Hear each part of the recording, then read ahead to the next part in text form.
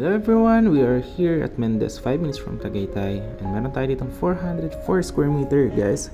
Free transfer title, natatayuan natin itong ganitong house with pool and for only 8 million yan guys, kasama na yung fence. Kung gusto nyo naman mas affordable, ito guys, for only 6 million yung container house with pool. Kung walang pool, mas mura, no? So dito guys, meron din tayong 244 square meter na pwede rin natin lagyan ng container house.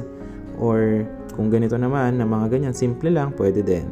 Pag ganitong A-frame house guys, sa 244 square meter, 5 million guys, all in na dyan. Kapag ganitong simpleng house, 3.5 to 4 million, kasama na yung fence.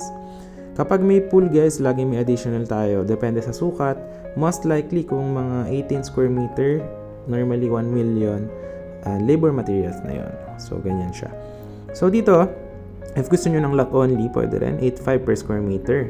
So, dito sa 404 square meter, kung ito yung tatayo natin na house, A-frame house, or kung ganito, so yan, depende po yung presyo.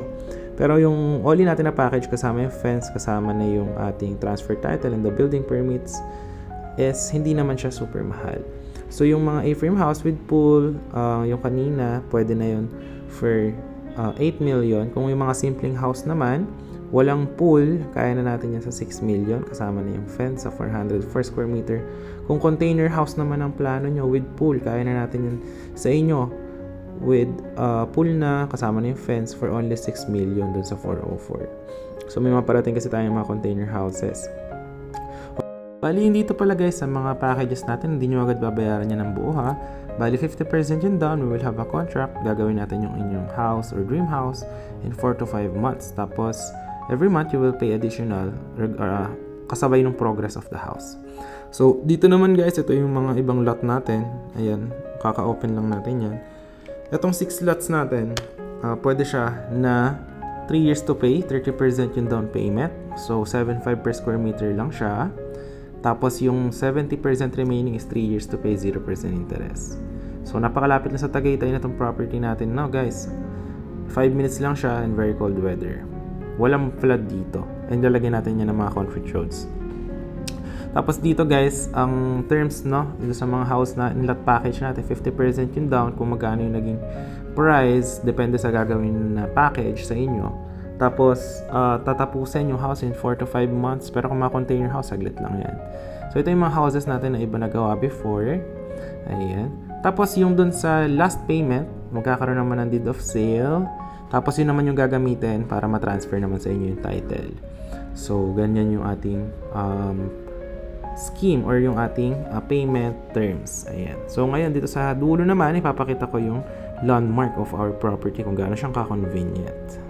Hello everyone! Welcome back to my channel. For today's video guys, meron tayong dalawang properties ng 300 square meter and 188 square meter. Watch nyo till the end. I will show you the housing lot package natin.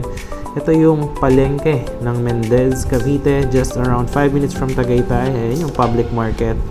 And ayan lang yung ating mga property. Andun lang sa likod guys. And now, ipapakita ko kung gaano siyang kalapit sa Tagaytay. Kita nyo naman yung drone ko guys ha. Ang layo, kaya niyang umabot up to 8 kilometers from where I am. So ito guys, yung McDonald's, yan yung sakaya ng bus sa tabi, going to Pasay. And if you are from Manila, sakay ka dyan sa bus terminal na yan, going to Tagaytay Mendez. And then baba ka dyan, sakay ka na ng Bokyo, going to the property.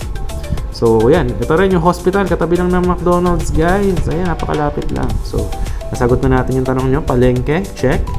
Transportation check, and syempre yung ating hospital at dyan, pag tumagos ka dyan sa Tagaytay boundary na yan, andun ka na sa barangay Patutong Malaki ng Tagaytay City.